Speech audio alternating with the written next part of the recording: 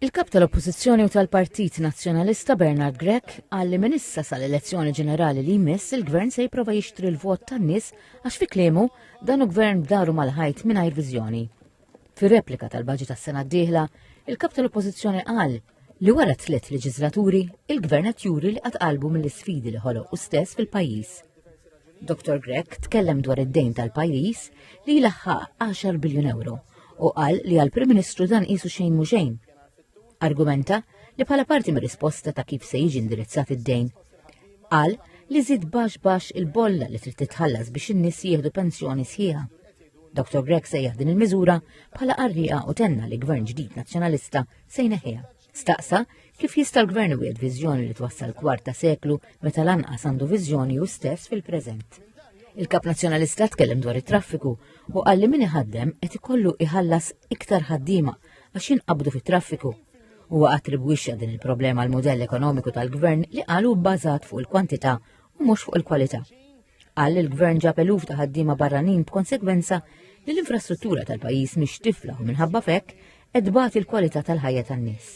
Waqt li refera għal diversi studji li qal juru li f'Malta hawn 105,000 persuna f'riskju ta' faqar, il-kap nazzjonalista fisser dawn iċ-ċifri bħala sinjali ta' falliment ta' gvern li suppost jaqbes għaż-żgħir. Dr. Grech qal li mhix Malta li jrid jgħix fiha il-poplu. Qal li l-Prim Ministru huwa allerġiku għall-verità tant li l-argumenta li biddel l-Istazzjon Nazzjonali fi stazzjon ieħor tal-Partit Laburista għax qal li anke l-Papa ġie ċensurat meta tkellem kontra l-korruzzjoni.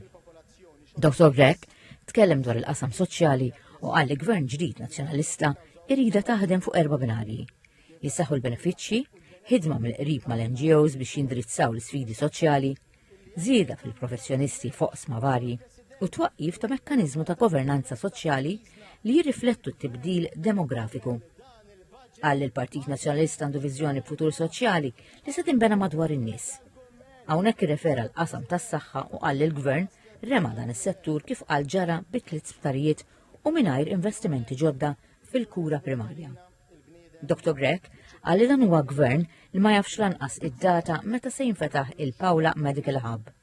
Tkellem dwar is-saħħa mentali u tenna l-weda ta' gvern ġdid nazzjonalista li jibni sptar ta' saħħa mentali. Dwar l-edukazzjoni l-kap tal-Oppożizzjoni qal li minflok skejjel ġodda kull sena il-gvern ħoloq containers għall-istudenti. Dwar is-sitwazzjoni fl-MCAS il-kap tal-Oppożizzjoni ħeġġeġ biex tinstab soluzzjoni malajr. Għalli minkejja dawn l-sfidi, il-letturi u l-istudenti tal-MCAST baqgħu b'xiber imnieħer għax l-MCAST lanqas biss jissemma fil-budget. L-istess qal ġara l-loqsma tal-bidjo s-sajt għax il-gvern m'għandux viżjoni. Innota li l-budget huwa siket ukoll dwar il-korruzzjoni tant li skont l-indiċi tal-korruzzjoni Malta hija fost l-iktar pajjiżi magħrufa għall-korruzzjoni fl-Ewropa. Hawnhekk irrefera għal diversi episodji li diskrivihom bħala skandli fosthom tal-karti tal-identità u l-indirizzi folos u ministri li impjegaw nisa ta' ministri oħra. Qal li l-korruzzjoni waslet biex ir-reputazzjoni ta' Malta misset il-qiegħtant li qal tnawret il-kompetittività tal-pajjiż. Tkellem dwar għawdex u qal lanqas għal din il-gżira il-gvern m'għandu pjan minkejja li għandha l-isfidi tagħha li ġabu mill-gvern.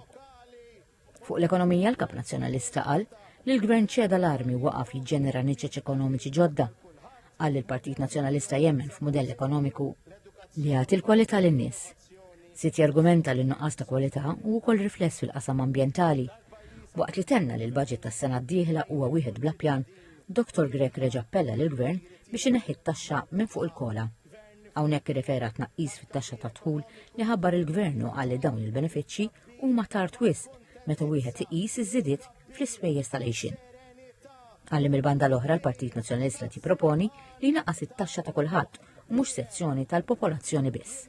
Spjega li jekk jingħata l-fiduċja, il-Partit Nazzjonalista se jnaqqas it-taxxa ta' dħul għan-nies fosthom il-familji b'aġġustamenti fil-kompjutazzjoni tat-taxxa għall-ġenituri. Qal ukoll li gvern ġdid nazzjonalista se jneħħi l-limitu ta' wlied ta' 18-il sena jew bejn 18 u 23 sena jekk qed jistudjaw biex il-koppji jikkwalifikaw mir-rata tal-ġenituri. Irrimarka li t-taxxa se titnaqqas ukoll għall-pensjonanti kollha. Fit-tmiem ir-replika d-diskors tal-budget il-kap tal-Oppożizzjoni għall il-Partit Nazzjonalista nieda proċess biex flimkien mal-poplu jitfassal manifest elettorali għal ġid tal-pajjiż. Għalli għall-gvern għandu tweġiba waħda li Malta minn dejjem kienet, għada u se tibqa' pajjiż ta' kwalità. Sostna li l-pajjiż għandu bżonn gvern ġdid nazzjonalista li verament jirrifletti dawn il-valuri.